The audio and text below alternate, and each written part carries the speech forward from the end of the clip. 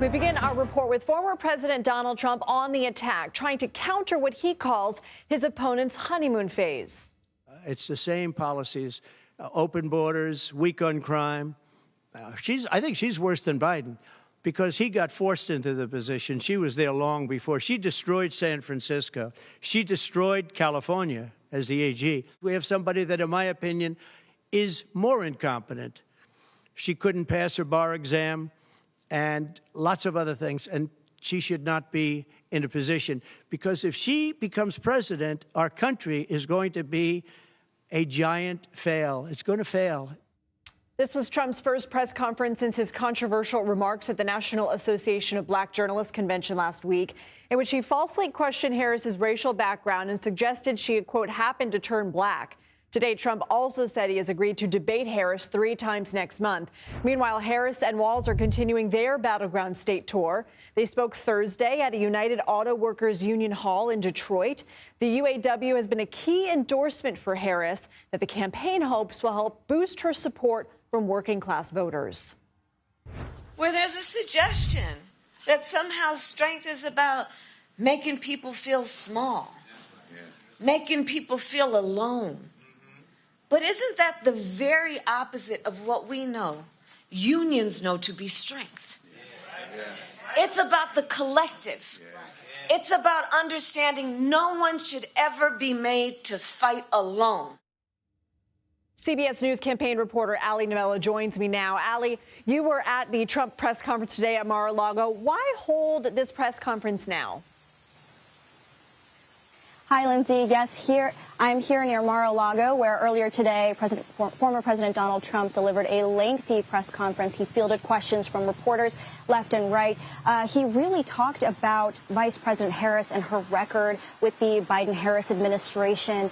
During this press conference, he took several moments to take jabs at her, saying that under her time as vice president, she has failed the border. He's pointed to crime rates in the country, and he's also focused on the economy, particularly on inflation. So those are just some of the issues that he really focused on today at this press conference, hoping to sort of talk about that honeymoon phase that Harris is experiencing at this time. Yeah, and some of the arguments that we heard, again, the radical left moniker that we've heard before, questioning her intelligence, slamming her on the border, tying her to a title of border czar, also saying that prisons were emptying out into our country. What are the emerging lines of attack? And did you get a sense that the former president was sort of testing lines to see what would stick among voters? Yeah, well, reporters did ask Donald Trump if he planned to change up his strategy now that he's facing Vice President Harris, and he told reporters that his strategy remains the same. He believes that voters care about the economy, particularly inflation. He believes that voters care about the border crisis, and he has pinned the border to Vice President Harris, and he has also talked about crime rates. So he has said that his strategy is not going to change now that he is facing a new political opponent in November. He did say that he was expecting to go up against Biden, but again, that doesn't change his strategy at this time. Yeah, we heard as much on Truth Social. He was saying this election is about the economy, it's about inflation, it's about the border. What more can you tell us, Allie, about the debates that Trump says he has committed to? Absolutely. Well, we know that former President Trump has said that he was expecting to debate Biden, right? And he couldn't fully commit to the debate with ABC in the beginning, but he did tell reporters today that he is committed to 3 upcoming debates next month. His campaign confirmed that he is expecting to be at the debate with Fox on September 4th, a debate with ABC on September 10th, and another debate with NBC on September 25th. Now, again, former President Trump had said to reporters that he would debate Biden anytime, any place. And while he didn't say the same about Harris immediately, he has now committed to those 3 debates. And he said so earlier today at his home in Mar-a-Lago. Novelo, thank you. I'm joined now by campaign reporter Shawna Mizelle in Minneapolis following Vice President Kamala Harris's running mate, Governor Tim Walz. Of course, Walz is on the road with Harris. Shawna, good to see you. One of Trump's campaign critiques of Harris is that she's not taking questions from the press. Can you fact check us on this?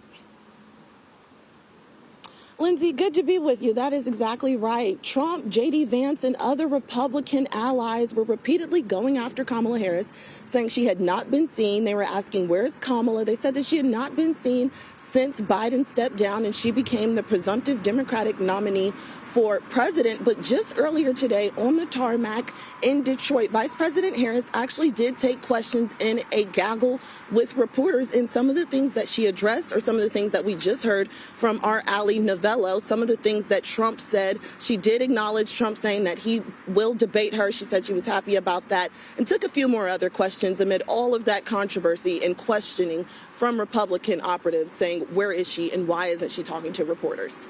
You know, in recent days, the Trump campaign has used Walz's military record as a line of attack. What specifically has Senator J.D. Vance been saying, and how is the Harris campaign responding?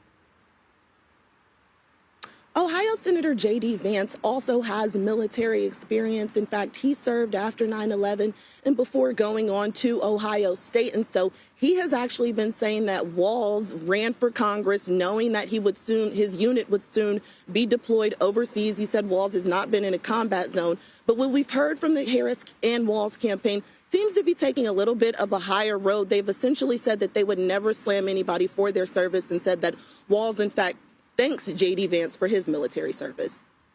I want to ask you about something else that we heard from Allie, and that is this idea of debating. What is the Harris team saying? We know that Trump said he would debate Harris 3 times next month, September 4th, 10th, and 25th. There's also a potential VP debate on CBS News. What is the Harris team saying?